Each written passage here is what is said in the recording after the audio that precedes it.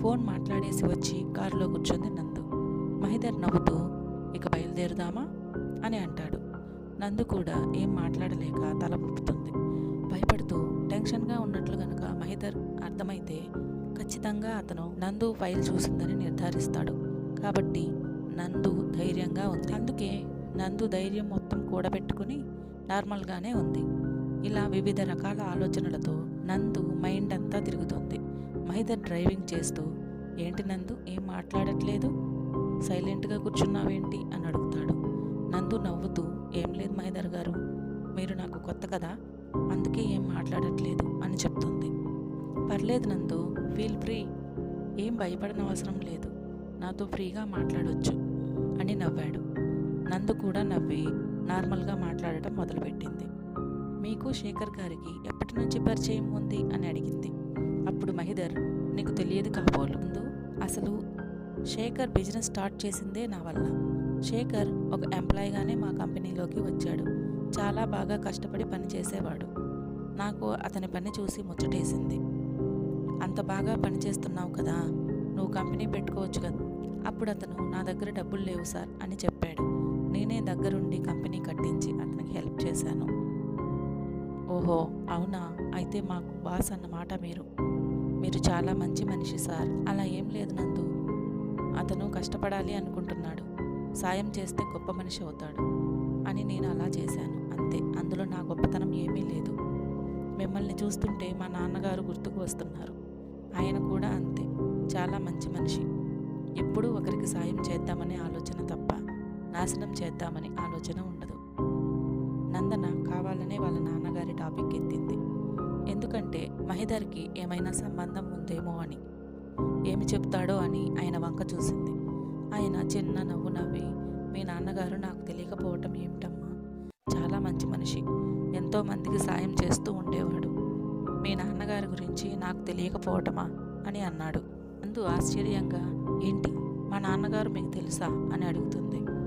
ఎందుకు తెలియదు నాకు, బిజినెస్ ఫీల్డ్లో ఉండి ఆయన తెలియకపోవటమా, మీ నాన్నగారితో ఎక్కువ మాట్లాడకపోయినా మాట్లాడినంత వరకు అయితే ఆయన చాలా మంచి వ్యక్తి అని అర్థమైంది.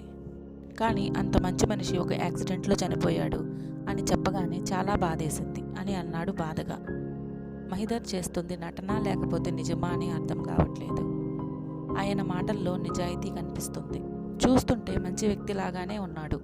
ఈలోపు ఇల్లు వచ్చేసింది. నందు చుట్టూ చూసుకుని, అయ్యో మీతో మాట్లాడుతుంటే అసలు టైమే తెలియలేదు అని అంది. సరేనమ్మా నేను వెళ్తున్నాను అని ఆయన బయలుదేరిపోతుంటే ఏదో మాట వరుసకి, అయ్యో ఫస్ట్ టైం వచ్చారు, ఇంట్లోకి రండి అంది. పర్లేదమ్మా ఈసారి వస్తాను అని చెప్పి అక్కడి నుండి వెళ్ళిపోయాడు. అతను వెళ్ళిపోయిన వెంటనే నందు ఇంటిలోనికి వెళ్ళి వెనకాల నుంచి ఏదో చప్పుడు వినిపించడంతో వెనక్కి తిరిగి చూస్తే వరుణ్. నువ్వు ఎప్పుడు వచ్చావు వరుణ్ అని అడిగింది. ఫాలో చేస్తానని చెప్పాను కదా, ఏమైనా జరిగిందా, ఏం కాలేదు కదా అని అడిగాడు. ఏం కాలేదు వరుణ్, ఆయన అంత డేంజర్ మనిషి అని ఏమీ అనిపించట్లేదు నాకు. నాతో బాగానే మాట్లాడాడు. నాకు తెలిసి నేను ఆ ఫైల్ చూడలేదని నమ్మినట్లు ఉన్నాడు. మనిషి పైకి గంభీరంగా కనిపించినా మాట నెమ్మదిగానే ఉంది. మరి మూర్తిగారి విషయంలో ఎందుకు అలా చేశాడో నాకు అర్థం కావట్లేదు. అదే కనిపెట్టాలి నందు. ఆయన నిజంగా నీ దగ్గర నటిస్తున్నాడా, లేకపోతే నిజంగానే ఆయన మనస్తత్వమే అలాంటిదో తెలుసుకోవాలి మనం. ఆయన్ని అంత ఈజీగా నమ్మకూడదు. ఎందుకైనా మంచిది, నువ్వు జాగ్రత్త అని చెప్పాడు. ఇక నేను బయలుదేరుతాను నందు. ఇదేంటి అప్పుడే వెళ్ళిపోతున్నావు, ఇంట్లోకి రా. లేదు నందు, సంజన మూర్తి గారు నా కోసం ఎదురు చూస్తున్నారు. కొంచెం సేపు మాట్లాడుకున్న తరువాత వరుణ్ అక్కడ నుండి వెళ్ళిపోయాడు. ఆ తర్వాతి రోజు కూడా నందు వరుణ్ని కలవటానికి వెళ్ళింది. మూర్తిగారు, సంజన, నందన, వరుణ్ అందరూ కూర్చుని మాట్లాడుకుంటున్నారు. సంజన మాటల మధ్యలో, మనం కనిపెట్టాల్సింది ఆ ఫోటో గురించి. ఎందుకంటే ఆస్తి మొత్తం శేఖర్ పేరు మీద రాశారు అంటే అది బలవంతం మీదనే అయి ఉండొచ్చు. అవును, అసలు ఆ ఫోటో ఏంటో తెలిస్తే ఆ తర్వాత ఆస్తి రాయటం ఏంటో కూడా తెలుస్తుంది. వరుణ్ ఆలోచిస్తూ, నందు, అంకుల్ నీకు ఎప్పుడైనా మహిధర్ని ఎప్పుడైనా నీకు పరిచయం చేశాడా అని అడుగుతాడు. నాకు బిజినెస్ వాళ్ళు అంత తెలియదు. నేను ఎప్పుడూ నాన్నతో ఆఫీస్కి వెళ్ళేదాన్ని కాదు.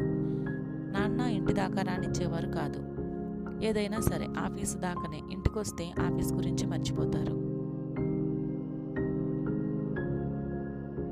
సరే, ఆ విషయం వదిలేసి మీ చిన్నప్పుడు ఫోటోలో ఏమైనా ఉన్నాయా నీ దగ్గర?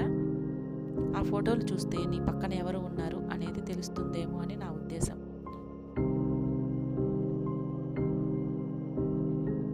నా దగ్గర అంటూ లేవు వరుణ్. నాకు తెలిసి నేను చిన్నప్పుడు ఒక ఊర్లో పెరిగాను. అక్కడ ఒక ఇల్లు ఉంది మాకు. మా పాత పడిపోయిన వస్తువులు కానీ జ్ఞాపకాలు కానీ అన్నీ అక్కడే. నాకు తెలిసి అక్కడేమైనా ఉండొచ్చేమో ఫొటోస్. సరే, రేపే మనం వెళ్దాం ఆ ఊరికి.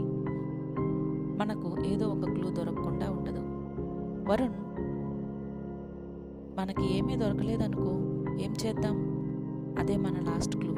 ఎందుకో నాకు మనమంతా తెలుసుకోగలుగుతాం అని నాకు అనిపించటం లేదు.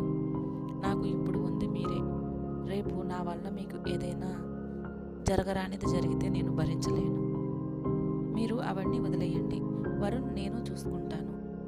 సంజన వెంటనే, ఏంటి నందు నువ్వు అలా మాట్లాడుతున్నావు? మనం కనిపెట్టగలం, మనకేం కాదు. దేవుడు పైనుంచి అన్నీ చూస్తాడు. మీ నాన్నగారు ఏ తప్పు చేయలేదు. చంపిన వాళ్ళని ఖచ్చితంగా శిక్ష పడుతుంది. మా గురించి ఆలోచించుకు, అందరం కలిసి పోరాడదాం. మూర్తిగారు వరుణ్ కూడా నచ్చ చెప్పేసరికి నందు కూడా ఇకేం మాట్లాడలేదు. కానీ తన వల్ల వాళ్ళకి ఏమైనా ప్రమాదం జరుగుతుందేమోనని భయం వెంటాడుతూనే ఉంది.